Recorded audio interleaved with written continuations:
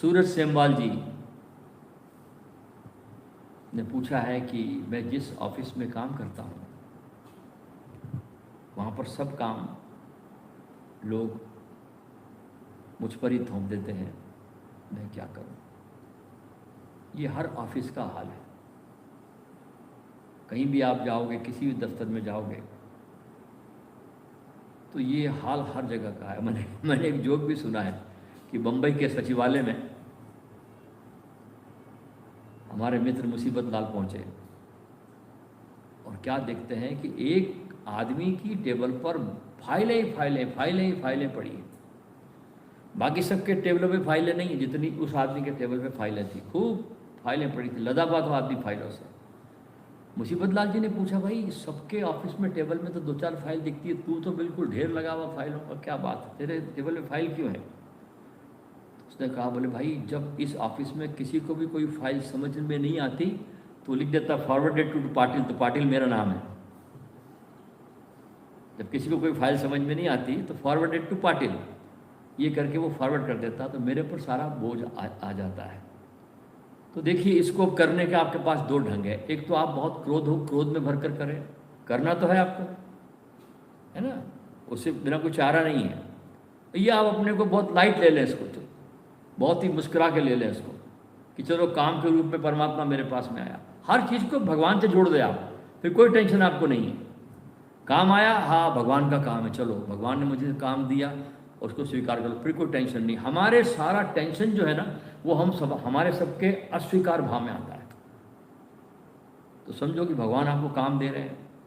और ये भी ध्यान रखना कि जब कोई व्यक्ति अपने कार्य में बहुत कुशल होता है तो उसकी प्रगति भी होती है, बहुत प्रगति करता आदमी। ध्यान रखना, तुम्हारा कार्य तुमको ऊंचा ले जाता है, तो कार्य से डरो मत, विरोध मत करो। कोई करना तो है ही, चाहे तुम गुस्से में कर लो, चाहे तुम प्रसन्न चित्त से कर लो, तो खूब मस्ती से करो ताकि तुमको काम देने वाला भी तुमको डरने लगे कि यार ये तो इसको हम इतनी तकलीफ दे रहे और ये आदमी तकलीफ देता ही नहीं है। हाँ, ये तकलीफ लेने को तैयार ही नहीं है आदमी, ये इतना मुस्कुराता है, मुस्कुरा से काम करता है, तो उनका फिर तुमको रस कम हो जाएगा तुमको देने के लिए, क्योंकि आदमी दुख देना चाहता है लोगों को और कुछ भी नहीं। तो दुखी मत हो, समस्या हल हो जाएगी। प्रवीण निश्चल ने पूछा है कि मेंटल हेल्थ को कैसे इम्प्रूव करें। अच्छा, साइड प्रवीण बंसल ने पूछा है कि प्रवीण निश्चल ने पूछा है कि मेंटल हेल्थ को कैसे डेवलप करें। देखिए, शरीर को डेवलप करते हैं हम योगासन के द्वारा, प्राणायाम के द्वारा, अच्छे आहार के द्वारा। ऐसी मेंटल जो हेल्थ है वो आपको अच्छी पुस्तकों के पढ़ने से आपके पास आती है। अच्छी पुस्तकें पढ़िए, महापुरुषों का सत्संग करिए, अच्छे विचारों को धारण करिए, थोड़ा अपने को समय दीजिए, अपने मस्तिष्क को थोड़ा विकसित करिए, ध्यान करिए, क्योंकि आपके पास अनंत क्षमता है आपके मस्तिष्क के पास, जिसको कभी हम उपयोग करते नहीं हैं। तो सत्संग करिए। सत्संग सबसे बेस्ट है अपने मेंटल हेल्थ को डेवलप करने के लिए। सत्संग से बड़ी कोई दुनिया में चीज़ नहीं है। अब हमारे ऑनलाइन सत्संग हो रहे हैं, इसमें आप आते रहिए, अपने आप आपका मेंटल हेल्थ आपका बहुत डेवलप होने लगेगा। ठीक है। अभिषेक पाल जी के प्रश्न है कि जब मैं ध्यान करता हूँ तो सेक्स ऊर्जा क्यों जाती है। अभिषेक पाल जी का प्रश्न है कि जब मैं ध्यान के बाद में सेक्स ऊर्जा क्यों इंक्रीज हो जाती है। अभिषेक पाल जी का एक सुंदर प्रश्न है कि मैं जब ध्यान करता हूँ तो मेरी सेक्स ऊर्जा ज़्यादा जाग जाती है। देखिए, ध्यान एक ऐसी रोशनी है कि जो तत्व आपके भीतर केंद्रीय तत्व होगा, सबसे पहले ध्यान की रोशनी वहाँ पर जाती है। लोभ होगा तो लोभ पे जाएगी, काम होगा तो काम पे जाएगी। और अधिकतर मनुष्यों का काम केंद्रित जीवन होता है। 99.9 लोग इसी केंद्र के आसपास, मूलाधार के आसपास जीते हैं और सिर्फ काम के लिए ही जीते हैं। तो ध्यान जब आप करोगे तो सबसे पहली चोट आपके मूलाधार पे जाएगी। फिर घबराना नहीं। जैसे हम कोई कुआं खोदते हैं, ठीक है, तो जब कुआं खोदते हैं पानी के लिए हम जाते हैं तो पहले बहुत बड़े बड़े बुलडोजर से आप देखते बड़े बड़े पत्थर निकलते हैं, फिर छोटे पत्थर निकलते हैं, फिर मट्टी निकलती है, रेती निकलती है, उसके बाद पानी के फव्वारे निकलते हैं। तो आप ध्यान करते रहिए और भगवान ने चाहा तो आपके भीतर उस परमात्मा का प्रसाद, उसका प्रेम आपके भीतर आने लगेगा।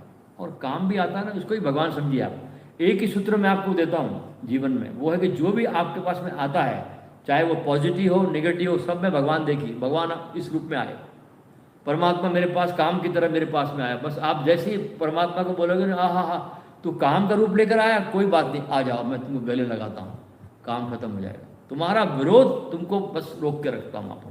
जिस दिन तुम उसको भगवान के रूप में देखने लगोगे, सब विरोध खत्म हो जाएगा। छोटी सी बात है ये, ठीक है। अगला प्रश्न निधि जी का है बिजनौर से कि मेरा अकेला बैठने का मन करता है, लेकिन जब अकेले बैठती हूँ तो दिल घबराता है, मैं क्या करूँ? क्या नाम इनका? निधि जी। निधि, अच्छा। हमारी बहुत अच्छी एक आश्रम से जुड़ी निधि गौर है। उनका प्रश्न है कि जब मैं अकेली बैठती हूँ तो बैठने का मन करता है, लेकिन जब बैठती हूँ तो मेरा मन बहुत घबराता है, क्योंकि भीड़ में रहने की आदत पड़ गई इसलिए। अभी अकेलेपन का स्वाद लगा नहीं ना, इसलिए जिस दिन अकेलेपन का स्वाद लगेगा ना, तो आपको अपने कमरे से बाहर निकलने का मन नहीं करेगा। तो थोड़ा स्वाद को जगाइए। पहले पहले बैठने में आपको डर लगेगा, भय लगेगा, मन नहीं लगेगा, ये मन बड़ा चंचल है। तो पहले पहले आपको थोड़ा अपने मन को साध करके, दोस्ती कर करके थोड़ा बैठना है, टिकना है। कुछ दिन रहो ना साथ में, इसके साथ, अपने साथ, खुद के साथ में 4 दिन, 6 दिन, 8 दिन, 10 दिन बैठो, ठीक है ना। तो धीरे धीरे जैसे जैसे आपके अंदर रस पैदा होगा ना, अपने से आपका परिचय होगा, अपने से आपकी दोस्ती होगी, और अंदर से भीतर से रसधार बहने लगेगी ना अपने होने की, तो फिर तो बाहर जाने का मन ही नहीं करेगा आपका। लगता है कि बस कहाँ जाऊँ बाहर में, अपने भीतर इतने फव्वारे फूट रहे हैं उस प्रेम के, कि आपको उस प्रेम में आप नहाती रहोगी, और न कोई घबराहट होगी, न उदासी होगी, क्योंकि दूसरे की तलाश ही संसार है। ख्याल रखना, अपने साथ डूबिए, बैठिए और अपने होने का आनंद और निधि। अगला प्रश्न है जय किशन महाता का। जब मैं ध्यान में उतरता हूँ तो अचानक लगता है जैसे शरीर छूट रहा है, कुछ पैरों से ऊपर को खिंच रहा है, और मैं भय से डर कर वापस लौट आता हूँ। नाटा जी का प्रश्न है ध्यान में भय पकड़ता है, पकड़ेगा ही, नेचुरल है ये। ध्यान है तुम्हारे मन की मृत्यु। पहली बात, जिस मन को तुम अब तक सब कुछ समझते आए हो, जो मन तुमको चलाता है, अब उसकी मृत्यु का समय आया। तो डर तो लगेगा ही, लेकिन डरना नहीं, बिल्कुल डरना, कुछ नहीं बिगड़ेगा। कुछ ध्यान में कभी किसी का कुछ कभी बिगड़ता ही नहीं है। ध्यान तो तुमको संवारता है, ध्यान में कैसे बिगड़ सकता है? भय आता है तो भय को भी समझो कि परमात्मा भय के रूप में तुम्हारे पास में आया। परमात्मा तुम्हारे पास में भय का रूप लेकर आया, तो नाचो, आहा भगवान भय के रूप में हमारे पास में आ गए, लगा लो उनको गले, भय खत्म। जिसको भी तुम गले लगाते हो भय खत्म हो जाता है, वो तुम्हारा हो जाता है। ख्याल रखना, वो गया। तो डरना नहीं, ध्यान करते जाना, बिल्कुल घबराने की जरूरत नहीं है। थोड़ा ध्यान में मन लगाओ, थोड़ा बैठो, भय आता हो 2-4-5 गहरी श्वास लो, नाभि केंद्र से श्वास छोड़ो, फिर नाभि केंद्र से लो, अपने आप भय समाप्त हो जाएगा। अगला प्रश्न है किशोर राठौर। मेरी ब्रीदिंग 4 से 6 पर मिनट हो गई है, लेकिन कोई शक्ति का आवाज़ नहीं हुआ। मेरी श्वासें 4 से 6 पर मिनट हो गई है, लेकिन मुझे कोई शक्ति का आवाज़ नहीं हुआ। क्या नाम इनका? किशोर राठौर। किशोर राठौर जी का प्रश्न है कि मेरी श्वास की शक्ति 4 श्वास 4 से 6 हो गई है पर मिनट। 1 मिनट में 4 से 6 श्वासें लेता हूँ। मतलब कम लेता है। अच्छा, कहते हैं कि 1 मिनट में सिर्फ 4 और 6 श्वास में लेता हूँ गिनती की, लेकिन मेरी कोई प्रगति नहीं हो रही है। देखिए, जब तक आपका ध्यान किसी भी प्रकार की महत्वाकांक्षा पर, किसी भी प्रकार के रिजल्ट पे लगा रहेगा, तब तक कोई प्रगति नहीं होती। तो ध्यान के साथ कुछ मिलेगा आपको, ये अगर आपने सोच लिया कि कोई मुझे सिद्धि मिल जाएगी या मुझे कुछ कोई मेरी लॉटरी खुल जाएगी या मुझे कोई परमात्मा भी मिल जाएगा, तो जब तक आपका ध्यान मिलने पे लगा हुआ है तब तक कुछ नहीं मिलता। और जिस दिन आपका ध्यान सिर्फ ध्यान पे ही लगता है, कोई मिलने पर नहीं है, उस दिन सारी सिद्धियां आपके चरणों को छूने को आ जाएगी सब कुछ। बस कोई डिमांड मत करो, कोई अपेक्षा मत रखो, जो भी प्रयोग कर रहे हो ध्यान का उसको एक खेल की तरह लो। विधियों को खेलना सीखो, उसमें कोई कामना मत रखो कि ये मिल जाएगा वो मिल जाएगा। मिलता हुआ तो फिर नहीं मिलता, परमात्मा द्वार बंद कर देता है। परमात्मा सम्राटों से मिलता है, भिखारियों से नहीं मिलता। जो सम्राट की तरफ से दरवाजे पर जाता है ना, कुछ नहीं मांगता, वो भगवान को भी नहीं मांगता। मजे की बात है, हाँ, उसको मिलता है। अगला प्रश्न है जशन जी का। जब मैं ध्यान करती हूँ तो मेरे माथे में बहुत स्ट्रॉन्ग सेंसेशन होती है, वो सही है या नहीं?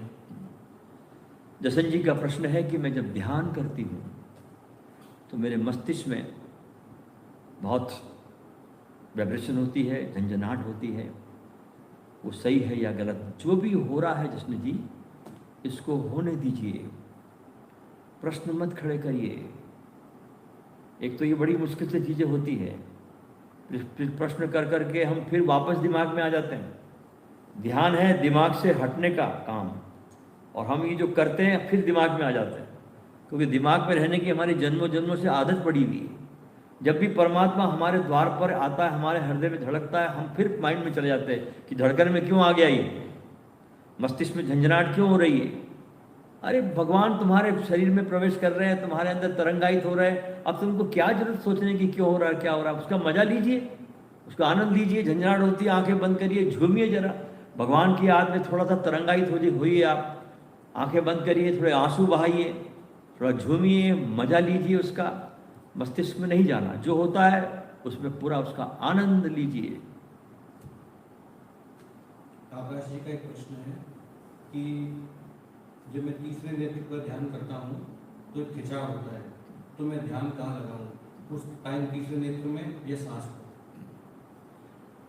देखिए, मैंने 3 चरण बताए आकाश जी, अभी अभी मैंने स्टार्ट उसी से किया था कि तीसरे नेत्र पर ध्यान जब करेंगे तो पहला चरण श्वासों को देखना, दूसरा चरण नासाग्र ध्यान, और तीसरा चरण आज्ञा चक्र पर ध्यान।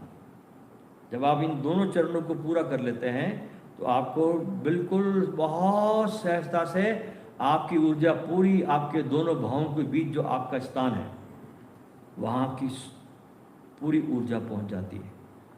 और आंखें बंद करके उस स्थान पर ध्यान को ले आना। वहाँ इतनी ग्रेविटी है उस स्थान पर कि वो स्थान खुद तुमको खींचता है, और एक बार तुम्हारी ऊर्जा इस स्थान पर आ जाए तो तुम सूक्ष्म शरीर में प्रवेश कर लेते हो, क्योंकि यहाँ से सूक्ष्म जगत शुरू होता है।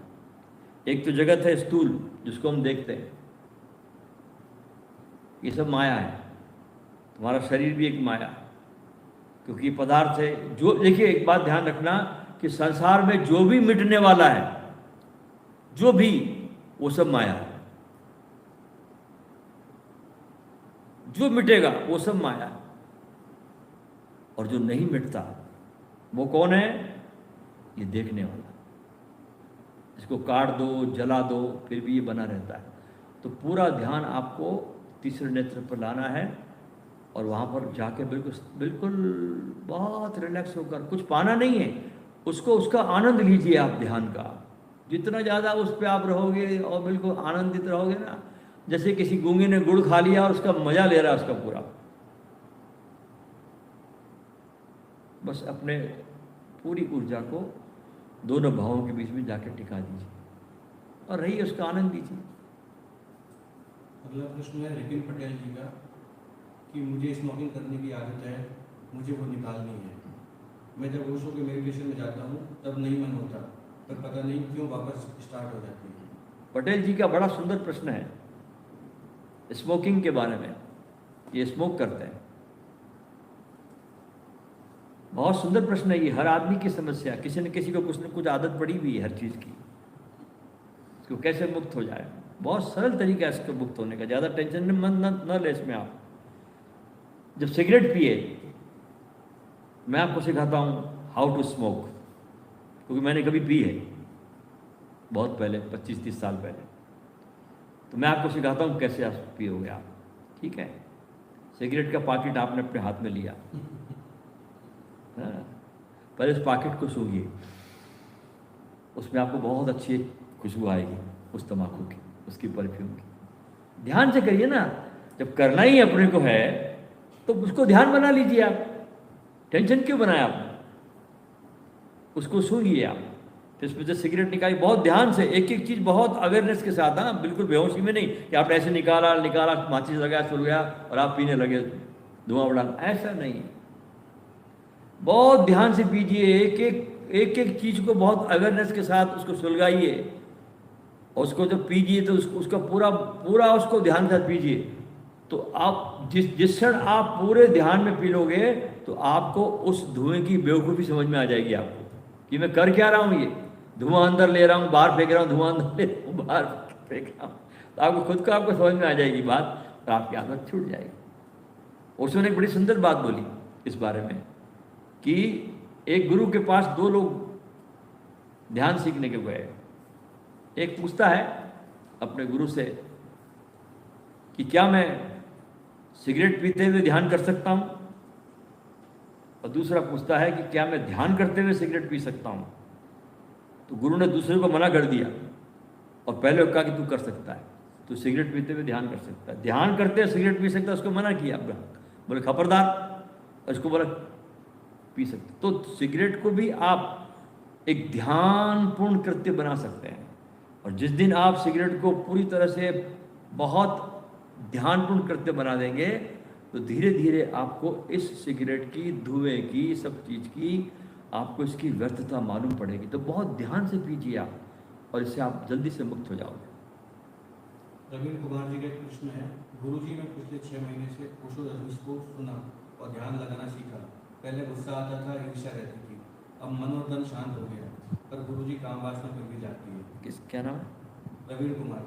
प्रवीण कुमार जी का प्रश्न है कि मैं ओशो को पिछले 6 महीने से सुन रहा हूँ, पढ़ता हूँ, ध्यान भी करता हूँ, शांत भी हो गया हूँ। पहले मुझे गुस्सा भी आता था, अब मेरा गुस्सा भी शांत हो गया, लेकिन काम वासना जाग गई है। ठीक है ना? तो सब में जागती भाई, तुम अकेले नहीं हो। परमात्मा ने तुम्हारे को बनाया ही इसी ऊर्जा से है, इसमें कोई विरोध नहीं है। जब जागे तो उसको बहुत ध्यान से देखो, और उस काम वासना की ऊर्जा को कोशिश करो कि वो प्रेम में परिवर्तित हो। पहली बात, ध्यान में परिवर्तित हो। उस काम वासना को बाहर फेंकना नहीं है, कोशिश करो कि उसको फेंके नहीं बाहर। उस ऊर्जा को, उसका विधायक उपयोग करो कि उसको प्रेम में परिवर्तित करो। हाँ, जब तुम्हारे अंदर काम वासना उठे, तुम निकल जाओ कमरे के बाहर, आकाश को देखो, और आकाश को चूमिए आप, चूमो उस आकाश को। वृक्ष को देखो, उसको चूमो आप। हाँ, किसी बच्चे को देखो, उसको चूमिए आप। तो उस काम की ऊर्जा को प्रेम में परिवर्तित कर दीजिए। कभी आपने आकाश को चूमा? जरा चूम के देखना आप आकाश को। आपने कभी देखा है लेकिन चूमते कभी नहीं आप आकाश को। इतना विराट है, और आपको आकाश कितना प्रेम करता है आपको पता ही नहीं है। तो अपने काम वासना के प्रेम को, काम वासना की ऊर्जा को पूरा प्रेम में बदलिए। वृक्षों को चूमिए, आकाश को चूमिए, जो मिलता है उसको गले लगाइए आप। अपने को तो गले लगाते ही हम, अजनबी को भी गले लगाइए आप, भिखारी को भी गले लगाइए आप, सबको गले लगाइए आप, जो मिलता है उसको आप, तो प्रेम को फैलाइए। तो आपके देखिए, काम वासना उसके जीवन में ज़्यादा उठती जिसके जीवन में प्रेम नहीं होता। ध्यान रखना। हाँ, जिसके जीवन में और कोई तल नहीं है, उसको 24 घंटे काम ही याद आता है।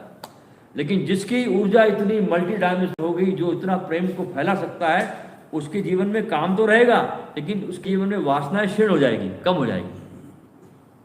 ऐसा नहीं कहता कि कोई मुक्त हो जाएगा, नहीं, उसके जीवन में वो प्रधानता नहीं रहेगी, वो क्षीण होती जाएगी। तो धीरे धीरे अपने काम वासना की ऊर्जा को प्रेम में फैलाना शुरू करो, उसको ध्यान में ले जाना शुरू करो, तो अपने आप आपका कल्याण हो जाएगा। अमित शर्मा जी का प्रश्न है, क्या सदगुरु के साथ संबंध पहले पीड़ा ही देता है?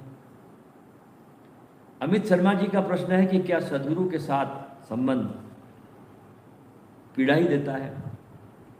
जहाँ पीड़ा होती है ना, वहीं आनंद भी होता है, ये ध्यान रखना। अगर तुम पीड़ा से बचोगे ना बेटा तो तुम आनंद से भी बच जाओगे। पीड़ा तो देता ही है। जीवन कैसा है देखिए, बताओ आपको, जीवन कभी भी सपाट नहीं है ऐसा। कभी आप हॉस्पिटल जाओ, वहाँ आईसीयू वार्ड में पेशेंट को भर्ती करते हैं आखिरी स्टेज में, तो वहाँ पर उसकी हार्ट बीट पर एक स्क्रीन चलता रहता है। हाँ, उसकी हार्ट बीट आती रहती है। तो जब तक उस पेशेंट की heart beat up and down up and down up and down होती, तब तक समझना कि वो जिंदा है। और जब उसकी जो लाइन सीधी आ गई, समझना मर गया। तो जीवन सदा ही अप एंड डाउन का है। गुरु के पास आपको पीड़ा भी पकड़ती है, लेकिन गुरु के पास आपको पीड़ा के साथ साथ आपको उसके साथ रहने का, उसके साथ डोलने का, उसको सुनने का, उसकी सांसों में जीने का जो आनंद आता है, वो संसार में दुनिया में कहीं नहीं मिलता। तो जो जो आपकी पीड़ा सघन होगी, तो आनंद का शिखर भी बड़ा होता जाएगा। मीरा के जीवन में कम पीड़ा थी, बताइए कितना रोती थी मीरा। किस लिए रोती थी मीरा? वो पीड़ा तो देता था रैदास उसको, रैदास गुरु थे उनके, वो पीड़ा देता था, बहुत रोती थी। असवन जल सींच सींच प्रेम बेल बोई, क्यों रोती है? पीड़ा दी। उस पीड़ा के खाई पर गुरु के प्रेम का शिखर खड़ा होता है। जब हम पीड़ाओं से बच जाते हैं, तो जब हम खाइयों से बच जाते हैं, तो हम शिखरों से भी बच जाते हैं। इसकी पीड़ा तो रहेगी, लेकिन उसके आनंद के शिखर भी बनेंगे। नागवंशी चंद्रहास का एक प्रश्न है कि लोगों के ऊपर विश्वास करके उनको अपने ऑफिस में काम देता हूँ, लेकिन लॉस ही होता है, कैसे विश्वास करूँ, कैसे लोगों को काम दूँ? चंद्रहास जी का प्रश्न है कि बहुत भरोसे के साथ मैं लोगों को काम देता हूँ और उसमें मुझे बहुत नुकसान ही होता है, क्या करें? बहुत बड़ी समस्या है लोगों के साथ कम्युनिकेट करने की, उनके साथ काम करवाने की। ये संसार का एक अनिवार्य हिस्सा है। देखिए, संसार में कभी भी अच्छाई बुराई के बीच चुनाव नहीं है। एक बात का ध्यान रखना, बहुत इंपॉर्टेंट बात बता रहा मैं आपको। संसार में अच्छाई बुराई का चुनाव ही नहीं है। संसार में चुनाव है कम बुराई और ज़्यादा बुराई का। हाँ, तो इसमें आपको चुनाव करना पड़ेगा कि कौन सा आदमी आपके साथ जब व्यवहार करता है तो कम से कम बुराई करता है, उसको चुनिए आप। क्योंकि अगर आप बोलोगे कि मुझे एकदम परफेक्ट आदमी चाहिए, बिल्कुल नारद मुनि की तरह, कोई नहीं मिलता। आपको चुनाव करना पड़ेगा कि कौन आपका काम, जिसको आप काम बांट रहे हैं, वो कम से कम आपको तकलीफ देता है, उसके आप चुन लीजिए, आप उसकी आप टीम बना लीजिए आप, तो आपका टेंशन सब कम हो जाएगा। अच्छाई बुराई के चुनाव कभी नहीं लगेगा। आप दिया लेके ढूंढोगे उसकी मुझे सबसे बेस्ट आदमी चाहिए, वर्ल्ड में कहीं नहीं मिलता। हाँ, चुनाव है कम बुराई और ज़्यादा बुराई के बीच में, इस बात का ध्यान रखें आप। अब एक स्त्री थी, बोले मेरे को परफेक्ट आदमी मिलेंगे तो ही मैं शादी करूंगी। हाँ, वो जिंदगी भर कुंवारी रहेगी, परफेक्ट आदमी कोई नहीं मिलता, क्या लगता। अगला प्रश्न है रोहित बुंदेला जी का कि साधना करने के लिए सुबह का समय ठीक रहता है या शाम का? रोहित बुंदेला जी प्रश्न पूछ रहे हैं कि साधना करने के लिए सुबह का समय ठीक होता है कि शाम का समय ठीक होता है। साधना के लिए कोई भी समय ठीक होता है। सवाल ये कि तुम कर लो। असली बात यह है, समय पे ज़्यादा ध्यान मत दो। जो भी समय आपको लगे अच्छा, जो आपके प्राणों को आंदोलित कर देता हो, उस समय को ले लीजिए। परमात्मा ऐसा नहीं है कि सुबह के टाइम ज़्यादा रहता है, दोपहर में कम हो जाता है, रात को भी कम हो जाता है, ऐसा कुछ होता नहीं है। परमात्मा 24 घंटे हमारी धड़कन में धड़क रहा है, वो बाहर नहीं है। साधना भी भीतर ही है, साध्य भी भीतर है। तो जब भी आपको करना हो, जब जरा गर्दन झुकाई और देख ली तस्वीरें, यार इतनी सी तो बात है, क्यों ज़्यादा टेंशन ले रहे हो साधना के नाम पर? हाँ, बस गर्दन झुका लो और अपने को देख लो। एक व्यक्ति है जिन्होंने नाम तो नहीं लिखा है कि पुनर्जन्म को याद करने के लिए कौन सा प्रयोग करें? भैया, एक व्यक्ति ने पूछा है कि पुनर्जन्म को याद करने के लिए कौन सा प्रयोग करें। भैया, इस जन्म को तो याद कर लो, क्यों जाते हो पुनर्जन्मों के अंदर? इस जन्म के उपद्रव कुछ कम है क्या? हाँ, जो तुम पुनर्जन्म में जा रहे हो, वहाँ और बड़े बड़े सांप बिच्छू है। जब पिटारा खोलोगे तो डर जाओगे तुम, तुम्हारे पुनर्जन्म से कि तुमने क्या क्या तुमने कर्म किए थे उस समय। तो भैया समझ जाओ, अभी जो तुमको जन्म मिला है इसी को शुद्धता से जियो, मस्त जियो। ये तो पिछले जन्म की तुम पिटाइयाँ खोलोगे तो बड़े बड़े अजगर बैठे हैं उसके अंदर, मत खोलो उसको। इस जन्म में शांति से जियो, इस जन्म को शुद्धता से जियो, इस जन्म को खूब सेलिब्रेशन की तरह आनंदित अपने होने को जियो और अपने को लुटा दो इस अस्तित्व पर, इतना प्रेम लुटाओ इस धरती पर अपना। भावना पटेल जी का एक प्रश्न है कि एक ही इंसान की तरफ अट्रैक्ट हो जाए तब क्या करें, मेरा मन बहुत अशांत है। पटेल जी का प्रश्न है कि अगर एक ही व्यक्ति की तरफ अट्रैक्ट हो जाए तो क्या करें, मेरा मन अशांत है ना, ये प्रश्न है ना। हाँ, अब आप कह रहे हैं कि मेरा मन एक व्यक्ति के प्रति अट्रैक्ट भी है और मैं अशांत भी हूँ, तो ये बात पैराडॉक्सिकल हो गई ना। इसका मतलब जिसके तरफ आपका अट्रैक्शन है वो आपका ठीक चुनाव नहीं है। अगर ठीक चुनाव होता आपका, एक व्यक्ति की तरफ अट्रैक्शन है, तो वहाँ परम शांति आ जाती, ठहराव आ जाता, ऐसा लगता जैसे आप बस मंजिल पर पहुंच गए, आंखें आपकी श्रद्धा से बंद हो जाती, यात्रा खत्म हो जाती, अशांति खत्म हो जाती। तो थोड़ा जो आपने चुनाव किया है उसको ज़रा परखने की कोशिश कीजिए, थोड़ा उसको देखिए कि आपने जो चुनाव किया है वास्तव में वो आपके लिए ठीक है या नहीं ठीक है। क्योंकि जब आप श्रेष्ठतम चीज़ को चुनते हैं, बहुत अपने से और ऊंची चीज़ों को, तो उसमें आपका विकास होता है। जब आप अपने डाउन चीज़ को चुनोगे तो आप नीचे नीचे गिरते चले जाओगे। तो सदा ही ध्यान रखना कि अपने से श्रेष्ठतम लोगों का ही चुनाव करो, जब भी करना हो, जब भी करना आपके जीवन में हो। और वो चुनते ही आपके जीवन में विकास की पूरी संभावना बन जाती है और आपके जीवन में नए नए सपने आते हैं, आपका जीवन विकास होता है और आपके अंदर खुशियों के फव्वारे आपके। क्योंकि देखिए मैं बताऊं आपको मैं कि आपके विकास में ही आपका आनंद है, ये ध्यान रखना। आप दुखी क्यों हैं? क्योंकि आप शुद्धता में जी रहे हैं, इसलिए आप दुखी हैं। जो आप विराट होते जाओगे, जो आपका विकाश होता जाएगा, अपने आप आनंदित होते जाओगे, कुछ करने की जरूरत नहीं है। आपका विराट होना ही आपको आनंदित कर देता है और आपका शुद्र हो जाना ही आपको दुखी कर देता है। तो अपने चुनाव की तरफ ध्यान रखिए। चुनाव का एक ही मतलब होता है कि जिसमें आप बहुत सुकून, शांति, चिंता से मुक्त, ठहराव, और अब यात्रा नहीं, और मैं अपने भीतर आ गया हूं, इतनी सी बात है। विष्णु बबू ने पूछा है कि मैं सहस्त्रार के नाद को सुनता था, मुझे फिर दिल्ली के दौरे पड़ने लगे, तो फिर छोड़ना पड़ा। तो फिर मैं ध्यान शुरू करना चाहता हूँ, लेकिन फिर मैं क्या करूँ? विष्णु जी का प्रश्न है कि उनको कोई कभी कभी क्या होता है कि हमारे द्वारा न करने पर भी कुछ एक्सीडेंटल भी कुछ बात बन जाती। जैसे दूसरे महायुद्ध में ऐसा घटा कि एक आदमी का किसी कार से एक्सीडेंट हुआ, सेकंड वर्ल्ड वॉर में।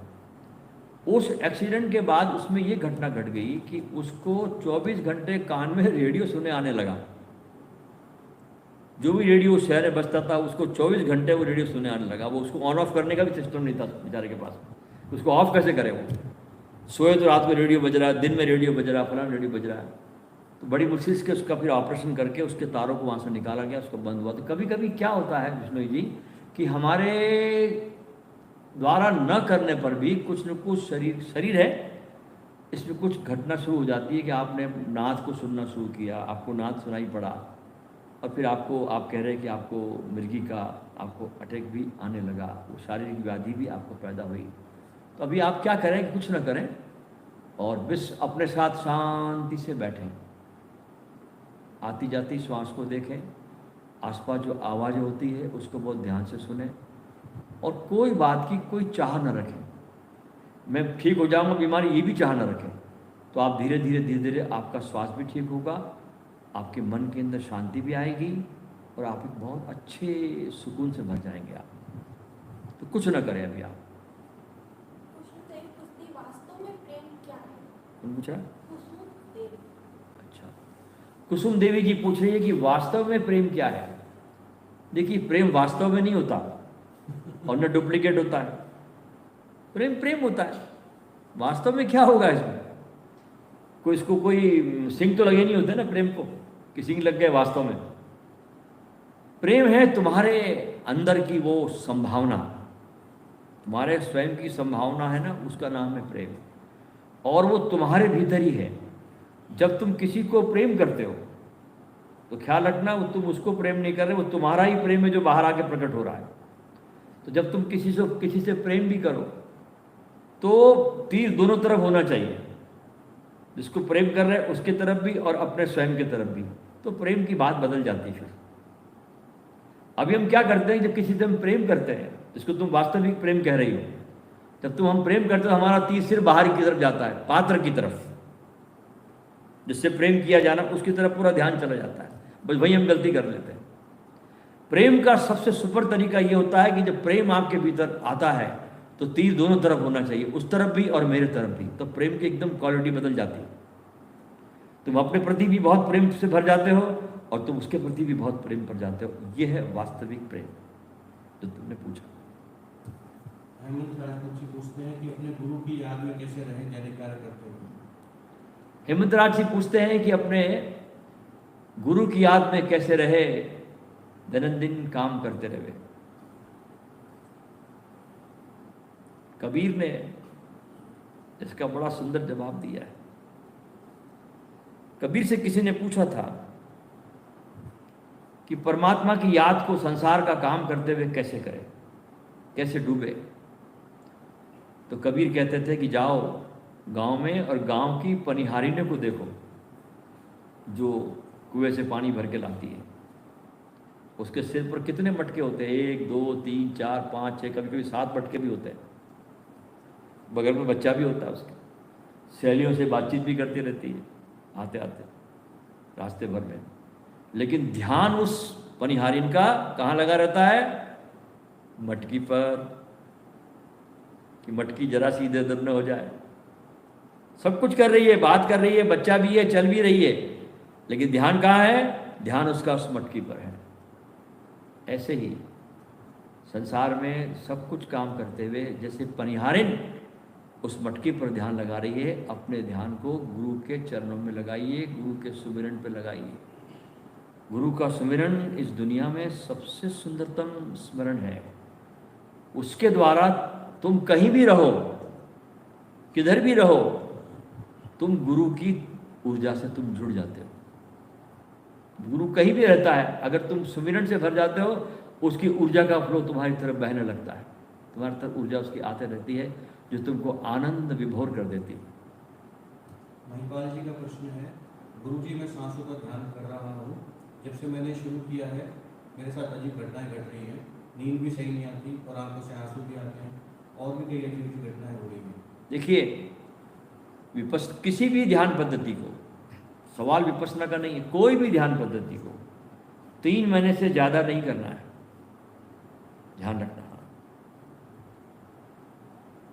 डॉक्टर के पास आप जाते हैं तो एंटीबायोटिक का कोर्स कितना देता है वो, या तो 1 दिन का देता है, या 3 दिन का देता है, या 5 दिन का देता है, उससे ज़्यादा तो नहीं देता ना, यही डोज देते हैं। अब आप बोलो कि मेरे को 3 महीने एंटीबायोटिक्स खानी है, तो क्या होगा, शरीर को नुकसान हो जाएगा। तो ध्यान के प्रयोग सिर्फ इसलिए दिए जाते हैं कि ध्यान तुम्हारे जीवन का हिस्सा हो जाए, ध्यान में तुम जीना सीख लो। प्रयोग किस लिए दिए जाते हैं कि तुम ध्यान में उसको जीना सीख लो, तुम्हारे जीवन में ध्यान को आने दो, उस ऊर्जा को, उस तरंग को तुम्हारे ध्यान में, तुम्हारे जीवन की चर्या में आने दो। सिर्फ प्रयोग ही करते करते मत रह जाना। विपස්සना तुमने करी, सांसों को तुमने देखा, हाँ, अब तुम्हारे अंदर पूरी की पूरी अवेयरनेस आ जानी चाहिए, अब तुम्हारे अंदर सजगता आ जानी चाहिए। उस सजगता को अपने दैनंदिन जीवन में लाओ, तो कुछ बात है। ये तो कमाया तो बहुत है, अपने पे जरा भी खर्च नहीं किया। हाँ, खूब कमाया खूब है, विपස්සना की, सांसों को देखा, खूब पूंजी इकट्ठी कर ली, अब अपने पे चढ़ाओ इसको, अपने पे खर्च करो, लाओ उसको जीवन में, जियो इस विपස්සना के साथ, तो बहुत आनंद आएगा आपको विपස්සना के साथ। हर ध्यान को पकड़ना भी जरूरी, विधि को, और उसको छोड़ भी देना जरूरी है। विकास पटेल जी का प्रश्न है, क्या एक जगह से दीक्षा लेने के बाद यदि हमें किसी दूसरे एनलाइटेड मास्टर से और गहरा प्रेम हो जाए तो क्या हम गुरु बदल सकते हैं? अरे सबसे दीक्षा लो, मैं तो कहता हूं, क्या बुराई इसमें? कोई बुराई नहीं मेरे हिसाब से तो। सब परमात्मा है, सब भगवान है, जो मिलता है उससे लो। तुम्हारा जाता क्या है ये बताओ? तुमको तो वो दे ही रहा है ना कुछ तो तुमसे ले क्या रहा है वो? कोई मनाही नहीं है। दत्तात्रेय ने 24 गुरु बनाए, और दत्तात्रेय पहले आदमी जहां से गुरु परंपरा शुरू हो रही है, ध्यान रखना। गुरु परंपरा का शुरुआत दत्तात्रेय से होता है। जब महानतम सदगुरु ने 24 लोगों से दीक्षा ली, तो तुम तो मैं तो कहता हूँ 50 लोगों से लो ना, क्या दिक्कत है? सबसे लो, कोई चिंता नहीं करना। मैं आपको खुला आदेश देता हूँ, बिल्कुल निंदा से भरना नहीं। जहां से मिलता है आपको सबसे लीजिए। आप सबके पास जाइए, सबके पास बैठिए, सबके पास ग्रहण करिए। आप सबको प्रेम करिए, सबका सम्मान करिए। किसी का भी अपमान नहीं करना हमको। ये बड़ी बुराई है आदमी के पास। बड़ी गलत बातें लोगों को सिखा दी कि तुमने एक शरीर तो दूसरे से नहीं लेना चाहिए। कोई दुकान थोड़ी है कि मेरी दुकान पर तू आ और कहीं जाना मत। बिल्कुल खुले रहो, जहां से मिलता उससे ले लो। अपने भिक्षा पात्र को सदा खाली रखो, फैला के रखो कि जहां से मुझे मिल जाता वहां से मैं लेता हूं, और फिर उसको बांटो भी। फिर आप पात्र भरेगा तभी तो बांटोगे ना। तो कोई बुराई नहीं है। जहां से भी मिलता सबसे लीजिए। आप सब भगवान के ही रूप है। सारे गुरुओं के शरीर अलग हो सकते हैं, उनके आकार अलग हो सकते हैं, बोलने का तरीका अलग हो सकता है, लेकिन सब में समाया सब वही है। सबसे लीजिए, सबका सम्मान करिए, सबके पास बैठिए, सबसे प्यार करिए। क्यों अपने प्रेम को छोटा कर रहे हैं आप इस गुरुडम के नाम पर? बिल्कुल छोटा मत करिए। मैं कभी रोकता नहीं, सबके पास जाइए आप, ठीक है? चिंता से मुक्त हो जाइए। रमेश मीना जी का प्रश्न है, गुरुजी अनंतनाथ को कैसे सुने? रमेश मीना जी का प्रश्न है कि अनंतनाथ को कैसे सुने? कैसे नहीं सुनना है, वो तो अनंतनाथ आपके भीतर हो ही रहा है। क्योंकि आप वहां पर उपस्थित नहीं है, इसलिए आपको सुनाई नहीं पड़ रहा है। अब सवाल ये उठता है कि आप कैसे वहां उपस्थित हो। तो थोड़ा अपने साथ पालथी मारकर एक घर के किसी कोने में बैठना सीखिए। पहला चरण, पहली शुरुआत, आसन को सिद्ध करिए। शरीर बहुत बेचैन होगा, पहले हलेगा डुलेगा, उपद्रव करेगा, क्योंकि उपद्रव कर इतने साल उपद्रव किया तो शांत हो नहीं सकता। तो थोड़ा बैठिए अपने शरीर के साथ, फिर धीरे धीरे शरीर सिद्ध होगा, आसन सिद्ध होगा। उसके बाद मन बेचैन होगा तो मन भी सिद्ध करिए। और सब शरीर और मन जिस दिन सिद्ध हो जाएंगे, उस दिन आपको ऐसा लगेगा कि अनंतनाथ तो हो ही रहा था, मैं यहाँ उपलब्ध नहीं था। तो 2 चरण पूरा करिए, अनंतनाथ आपकी प्रतीक्षा कर रहा है। 100% आपको सुनाई पड़ेगा। डॉक्टर ने पूछा है कि प्रेम में संभोग करना क्या गलत है? किसने पूछा? अनामत धनी ऐसा नाम। अच्छा, अनामत धनी, हाँ, इन्होंने प्रश्न पूछा कि क्या प्रेम में संभोग करना गलत है क्या? कुछ भी गलत नहीं है। इस संसार में गलत तो कुछ है ही नहीं भाई। किसने कह दिया कोई चीज गलत है? यहां जहर का भी उपयोग है, और यहां अमृत भी कभी जहर बन जाता है। यहां जहर का भी उपयोग है, और यहां अमृत भी कभी जहर बन जाता है। तो बहुत होश की जरूरत है तुम्हारे को प्रेम में।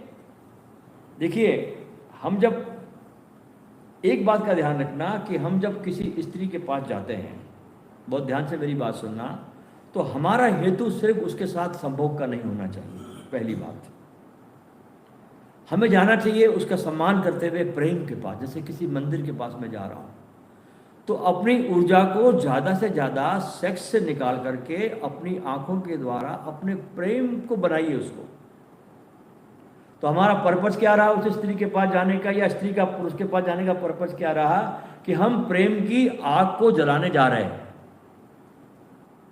प्रेम की अग्नि को मैं प्रज्वलित करने जा रहा हूं। हम दोनों जा रहे हैं इस प्रेम की आग को जलाने के लिए, ठीक? अब हम आग को जलाते हैं, लकड़ी जलाते हैं, तो धुआं भी उठता है, वो स्वाभाविक है, उससे आप बच नहीं सकते। लेकिन कोशिश करिए कि अपने संभोग की ऊर्जा को जितना ज़्यादा हो सके इसको प्रेम में लाने की कोशिश करिए। तो जो जो आपका ये जो ऊर्जा, आपके काम की ऊर्जा जब प्रेम में आएगी ना, तो संभोग आपके जीवन से बहुत कम होना शुरू हो जाएगा। महीनों तक नहीं होगा, होगा ही नहीं, कभी कभी ऐसा भी हो सकता है। तो सेक्स की ऊर्जा जो है ये बहुत आपके भीतर बड़ी गजब की ऊर्जा है, इसी से आपका जीवन चल रहा है, इसकी निंदा मत करिए। हाँ, इसको ट्रांसफॉर्म करिए प्रेम में, और कभी भी संभोग को निपटाने वाला काम नहीं समझना। अक्सर हम लोग क्या करते हैं कि संभोग को निपटाने का काम समझते हैं कि आया निपटा उसको जल्दी। तो संभोग का जो आखिरी चरण है उस पर बिल्कुल ध्यान नहीं देना, जो आखिरी में घटता है वहाँ जाना ही नहीं, पहले चरण पे रुक जाना है बस। ये संभोग की कला है जो मैं आपको बता रहा हूँ। जब आपके भीतर काम उठता है, पहला चरण, बस उसी में ठहर जाओ, उसी का पूरा आनंद लो, उसी में पूरा का पूरा डूबो। जितनी देर रोक सकते हो अपने को उसमें घूमो, आप उसकी लीला में जाओ, आप उसमें जाओ, तो आप पाओगे कि ऊर्जा का उठना, ऊर्जा का पीक पर जाना आपको इतना मदमस्त कर देता है कि प्रेम आपको खूबसूरत बना देगा। ऐसा प्रेम, ऐसे संभोग की ऊर्जा जो मैं आपको बता रहा हूं, ये आपको सुंदरता से भर देगा। जिस ढंग से आम मनुष्यता संभोग के नाम पे प्रेम करती है ना, वो बहुत क्रूरता का एक अंग है और कुछ भी नहीं है। तो हमारी दीक्षा यही है, शिक्षा भी यही है कि संभोग से जरा भी दुश्मनी नहीं, काम वास्ता से दुश्मनी नहीं। हाँ, एक ही कहना है कि इसको जितना ज़्यादा हो सके इस काम की ऊर्जा से आप अपने को प्रेम से भरिए। आप तो प्रेम से भरोगे तो धीरे धीरे धीरे धीरे आपके अंदर जीवन से काम विदा होने लगेगा और कम होने लगेगा, और धीरे धीरे ये भी हो सकता है कि फिर आप काम से मुक्त भी हो जाए। गणेश मालवीय जी का प्रश्न है, गुरुजी मैं आपके ध्यान शिविर में आना चाहता हूँ। आइए, गणेश मालवीय जी कहते हैं कि मैं आपके ध्यान शिविर में आना चाहता हूँ। स्वागत है मालवीय जी आपका। हम तो चाहते हैं लोग आए हमारे शिविरों में। इतने सुंदर शिविर होते हैं और जगह जगह होते हैं, देश में होते हैं, विदेशों में होते हैं। और अभी तो हमने अपना खुद का एक बहुत अच्छा आश्रम भी बन गया राजस्थान के सूरतगढ़ में। यहाँ 70 आदमी की बहुत शानदार व्यवस्था है, बहुत खूबसूरत व्यवस्था है, बुद्ध हाल बहुत अच्छा है इसका, लोग बहुत अच्छे हैं आपके लिए यहाँ पर स्वागत करने के लिए। तो आप जरूर आइए, देर न करें, आप शुभ काम को टालिए नहीं, आपका स्वागत है। महिपाल जट ने पूछा है कि जब से ध्यान करने लगा श्वासों पर, तो आंसू बहुत आने लगे और नींद कम हो गई। बहुत अच्छा। महिपाल जी ने पूछा है कि जब से ध्यान करने लगा हूँ तब से आंसू बहुत आने लगे हैं और नींद कम आने लगी। ये बहुत शुभ संकेत है, ध्यान रखना। ओहो, आपने तो खुश कर दिया मेरे को। ये तो समझो कि बस जरा सी दूरी बची भगवान से मिलने की आपकी। अब हाँ, अब देर नहीं है, अब जरा भी देर नहीं है भाई। ये तो आप पिघलना शुरू हो गए, जागना शुरू हो गए। पूरी दुनिया सोती है भाई, और तुम सौभाग्यशाली हो कि तुम परमात्मा के प्रेम में रोना भी शुरू कर दिए, तुमने जागना भी शुरू कर दिए। तुम्हारे दोनों हाथों में लड्डू आ गए। अब इसका आनंद लीजिए, खूब झूमिए, नाचिए, सौभाग्यशाली हो गए आप। इससे बड़ी बात और क्या हो सकती है। मेरी शुभकामनाएं आपके साथ है, ठीक है। तो आपके साथ बहुत बहुत आनंद आया दोस्तों। आपने इतने सुंदर सुंदर प्रश्न पूछे और मुझे भी कुछ आपके प्रश्नों के साथ कुछ जानने का अवसर मिला, कुछ मैं भी बहुत जान पाया। हम सभी लोग साथ साथ थे इस प्रश्नोत्तर की यात्रा में। अभी हम परसों निकल जाएंगे विदेश यात्रा पर, इंडोनेशिया बाली में। उसके बाद हमारा शिविर है गुजरात के तीथल में। उसके बाद माथेरान में कैंप है, बहुत सुंदर। हो सकता है किसी का भाव बने, इसमें ज़रूर आइए हमारे शिविरों में। माथेरान एक बहुत सुंदर स्थान है, और सह्याद्री पर्वतमाला में एक बहुत अच्छा शिविर हो रहा है होटल अशोका में, आप आइए उसमें। उसके बाद हम यहाँ पर 30 तारीख को वापस लौटेंगे, और उसके बाद 5 तारीख को फिर निकल जाएंगे थाईलैंड। उस बीच लेकिन आपसे ज़रूर मिलेंगे हम। उस 30 से लेके 5 के बीच में हम आपसे एक बार सत्संग जरूर कर लेंगे, और फिर यूट्यूब पे आकर। मैं बहुत आपसे मिलने के लिए बहुत व्याकुल रहता हूँ कि मैं आपसे मिलूँ, आपसे बातचीत करूँ, थोड़ी गुफ्तगू आपसे करूँ। मुझे बहुत अच्छा लगता है। बहुत बहुत मेरे प्रणाम।